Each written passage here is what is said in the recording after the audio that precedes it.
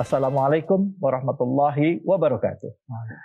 Alhamdulillahirrabbilalamin. Puja dan puji mari kita panjatkan atas kehadirat Allah Subhanahu wa taala. Tidak lupa kita berikan salawat dan salam kita kepada junjungan kita Nabi besar Muhammad sallallahu alaihi wasallam serta keluarga, sahabat dan umatnya yang setia hingga akhir zaman. Alhamdulillah, ahad ini kita kembali bersilaturahim dalam program Hasanah Islam bersama dengan Imam Besar Masjid Istiqlal Profesor Dr. Nazaruddin Umar. Dan pada episode kali ini kami akan mengangkat tema keteladanan. Dan ini Rasulullah Shallallahu Alaihi Wasallam diutus sebagai uswatun hasanah, sebagai contoh bagi kita umat manusia, bagi kita umat Islam. Nah, di dalam menerapkan kehidupan sehari-hari, sudah jelas tauladan di dalam kehidupan seorang Muslim, pribadi Muslim adalah tuntunannya Rasulullah SAW. Mengaku umat Islam, mengaku umat Nabi, tentunya harus mencontoh beliau. Tetapi di dalam tatanan kehidupan, banyak orang yang mengatakan, tidak sedikit orang yang mengaku Islam, tapi perilakunya tidak Islami. Nah, di dalam konsep bernegara, kita mengaku sebagai seorang Muslim, tetapi kita tidak toleransi. Mengaku sebagai seorang Muslim, mencintai Nabi, tapi kita tidak mencintai sesama, ya, umat manusia.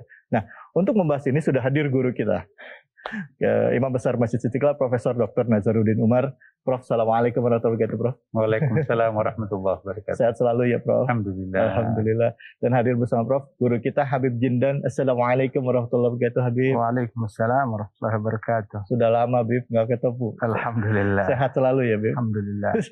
Alhamdulillah. Rindu ini, nggak komunikasi sama Habib. Temanya pas tentang keteladanan. Prof, keteladanan seperti apa dari Rasulullah yang seharusnya kita contoh? Silakan. Baik.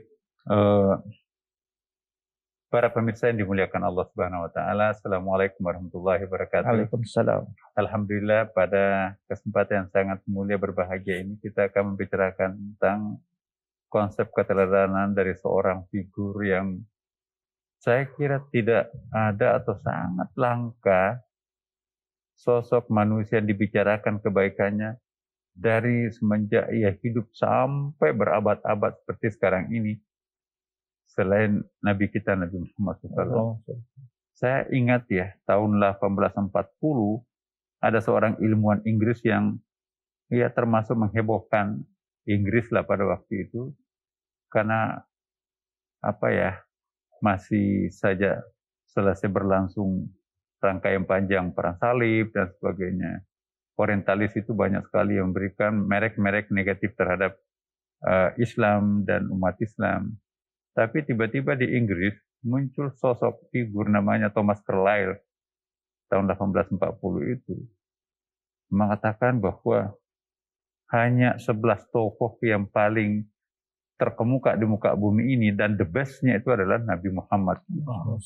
Sementara orang tidak begitu respect pada Islam, tiba-tiba seorang ilmuwan tersohor ahli sejarah memukakan bahwa di antara 11 tokoh yang pernah lahir di muka bumi ini, yang the best-nya itu, yang terbaiknya itu adalah Nabi Muhammad.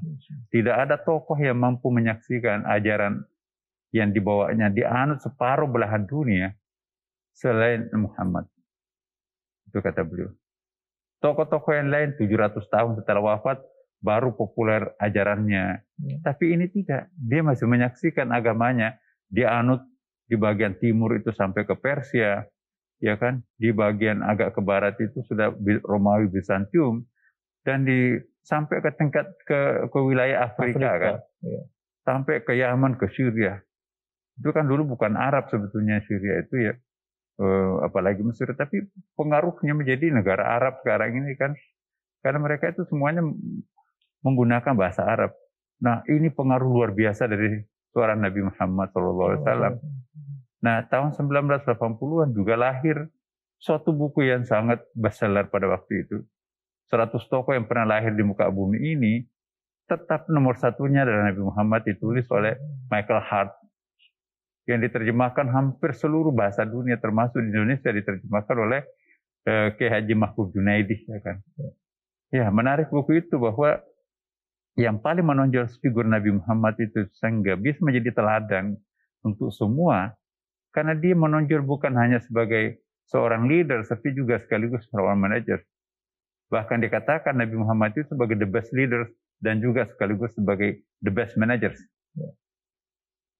Figur leaders itu kan biasanya darah biru, followernya banyak, ya berwibawa, tokoh, kemudian juga tampan atau cantik, kemudian juga reputasinya bagus dalam masyarakat. Tapi biasanya kalau dikasih hal-hal yang sifatnya rinci, mikro, dia nggak bisa. Dia hanya bisa tampil sebagai leader, tapi tidak bisa menampilkan dirinya sebagai manajer. Atau sebagai figur manajer. Manajer itu biasanya tidak perlu terkenal, tidak perlu darah biru, tidak perlu senior. Mungkin juga tidak perlu tampan dan tidak perlu terkenal lah.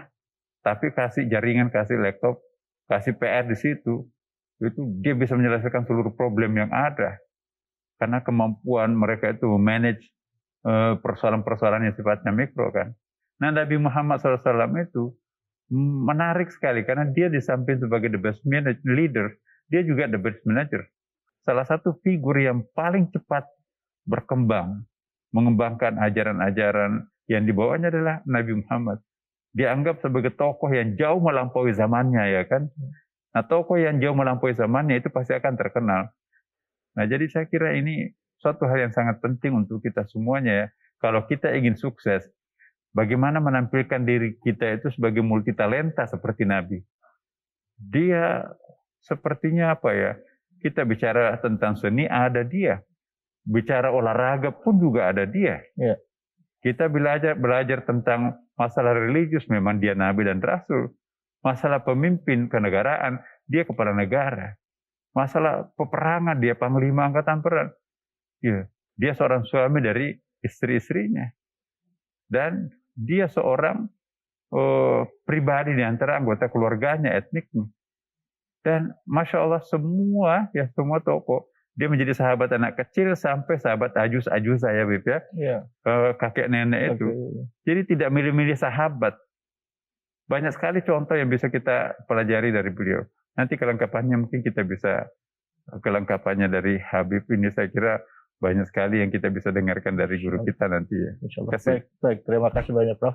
Kita akan lanjutkan lagi ya Habib ya. Mungkin Habib bisa juga memberikan pencerahan pada kita di segmen 2. Tentunya aja di sini di Khazanah Islam bersama dengan Imam Besar Masjid Istiqlal Profesor Dr. Nazaruddin.